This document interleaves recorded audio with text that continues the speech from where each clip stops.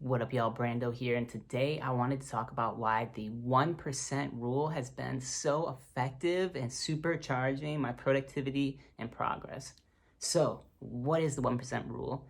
There's a lot of different variations on the 1% rule. Some can call it like the exponential effect, the small compounding effects of incremental progress over time. The ideas are all the same. That essentially it's a way of unlocking progress that goes exponential. And we talk about this in tech and venture capital and all that stuff all the time about how you want exponential results, like 1,000x return and all that on your money. But it applies to your life as well. And it's the number that got really made a lot of headlines came from James Clear when he launched the super popular book Atomic Habits. And that was that a 1% improvement every day will compound into a 37x improvement over 1 year. And that's just 1 year. I mean, can you even imagine like 5 years, 10 years, a lifetime? So this stuff really adds up and compounds. And it really points to the how making progress and change needs to really be brought down to the micro, and how if you can just get a little bit better, make just a tiny nudge of progress every day, it's gonna add up, even if you don't see it at first. And this has been super helpful and powerful for me to supercharge my progress. So a little background on how I used to approach progress and achievement is that I would get really into one thing. I would tunnel vision it and I would go super hard at that one thing, like all day, every day. And you get progress really fast this way. So like in middle school, I picked up the flute.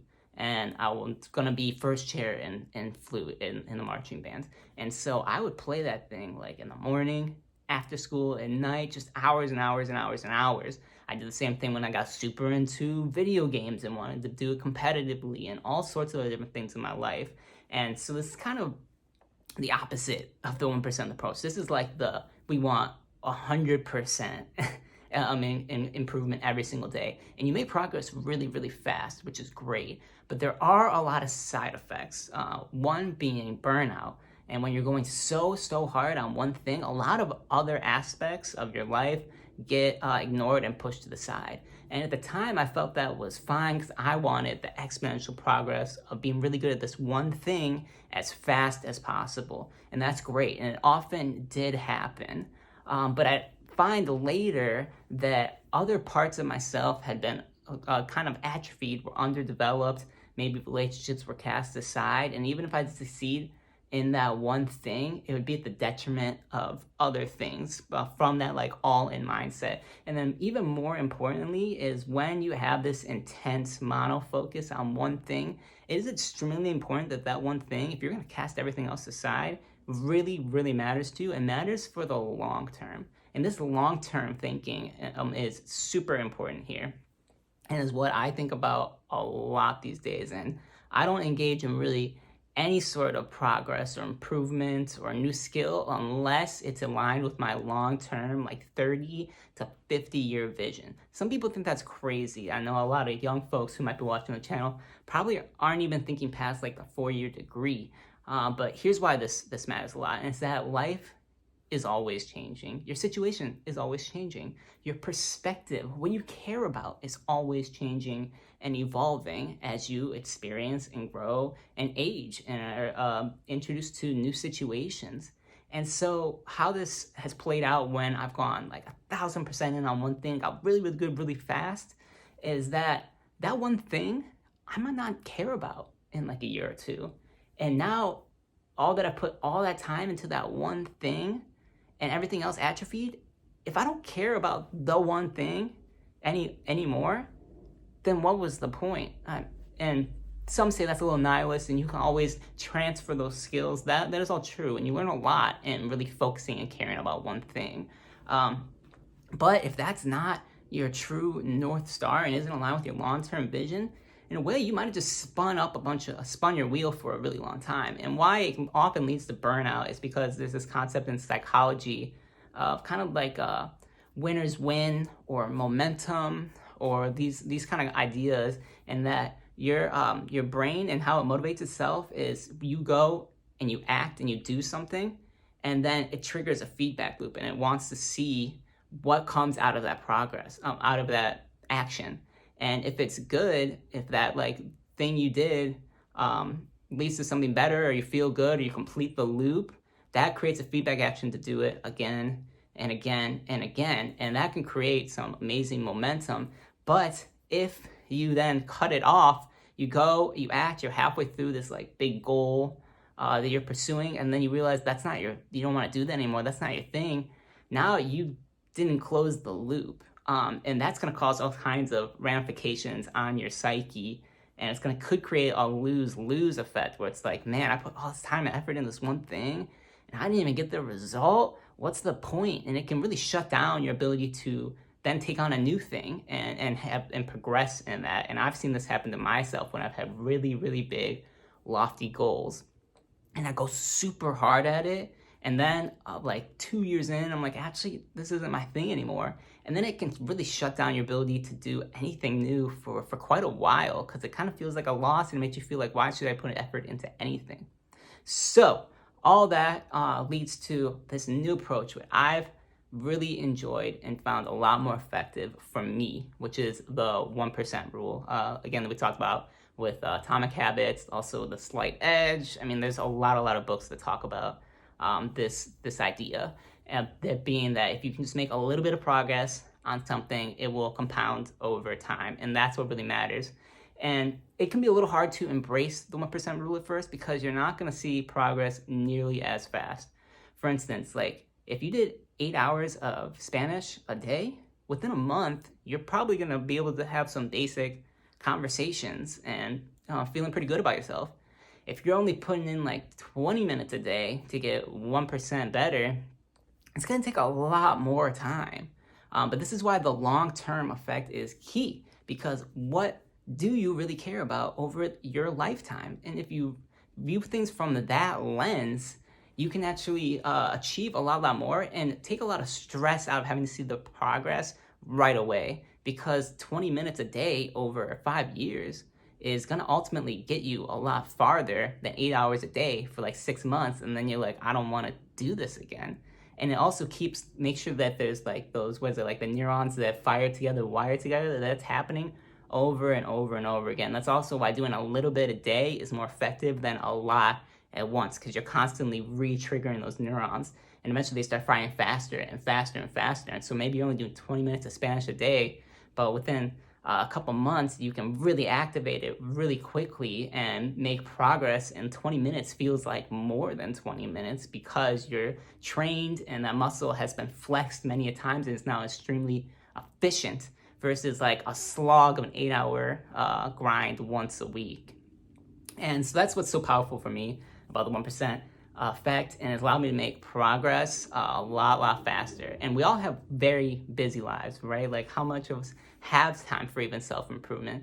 And so being able to lower the bar to say that, like, look, if I just show up and do, I don't know, 5 minutes of using my dumbbell and doing curls, and I do that every day, and I push myself, so at the end of those 5 minutes, like, I'm really doing the most reps I can, like, that's how the progress adds up over time. And it might feel really small, but here's the thing about life, is that life is an open, endless, timeless continuum, and every moment counts. I think people really don't make enough use of the little kind of tiny moments they have here and there, because they're like, oh, I don't have enough time to really go in depth and focus on this one thing I want to get better at. Like, you just need to show up for 2 minutes, a literal moment. Like, so for one example for me is I've been studying Chinese for a couple years now, just casually here and there, and I have an app that has like flashcards, and then you learn new words and all this.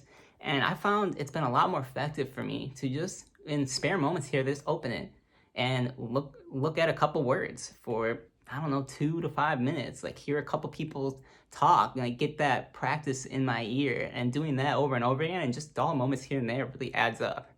And this is actually the same kind of tactic I used in school to ace school. And a lot of people felt like I wasn't even trying. Like, a lot of people were frustrated, like seeing my approach to school, and they would say that, like, oh, like, Brand, does he even do his homework? Like, I never see him studying. Like, I thought, but how does he ace all of his stuff? And for me, it was because I was taking advantage of these micro moments to just, I'm bored on the train, or there's a dull moment, like just whip out your notes for 5 minutes here and there in those off moments, and it adds up. That's the 1% improvement there again.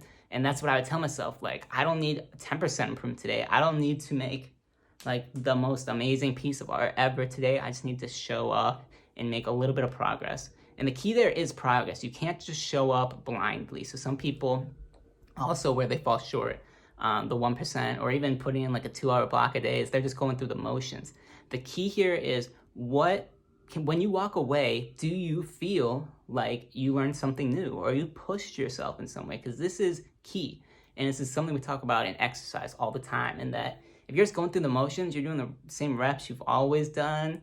Yeah, maybe you did 100 reps, but you didn't even really feel it. It didn't push you, you didn't sweat. You're not activating the brain and the muscle. You're not stressing it. And it's that stress that causes the evolution and the progress. And so that's true for any form of exercise. It's also true for your brain. Like, your brain needs to feel like it's being pushed just a little bit, and that's gonna trigger it to like fire and wire together and do better next time. That's what a real flex looks like. So 5 minutes of just like going through the motions is not gonna cut it in the same way that 5 minutes of you like feeling like you're really pushing yourself for those 5 minutes to learn something new, or maybe like in the language example, try to speak when you don't normally, or just feel a little tiny bit of uncomfort, is gonna go a lot farther. So that's the key in my mind to really doing the 1% rule right. Is you gotta, when you sit down, and even if you only have 5 minutes, say like, what can I do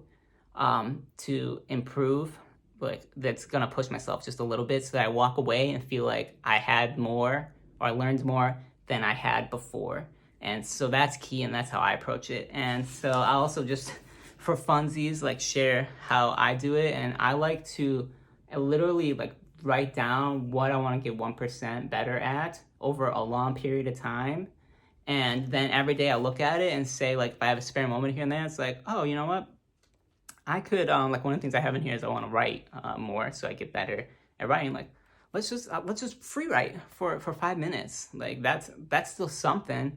And that counts. And then, so some people like to do the, like, don't break the chain. So you can see on here, like, all the X's, like, oh, don't break the chain, don't break the chain. And that visual can be empowering for people. For me, it's just writing the X and like putting like the motor connection to my brain, and making that connection between like, oh, I did something, and now we're visually seeing the progress, is more important to me than the perfect chain, unbreakable chain every day.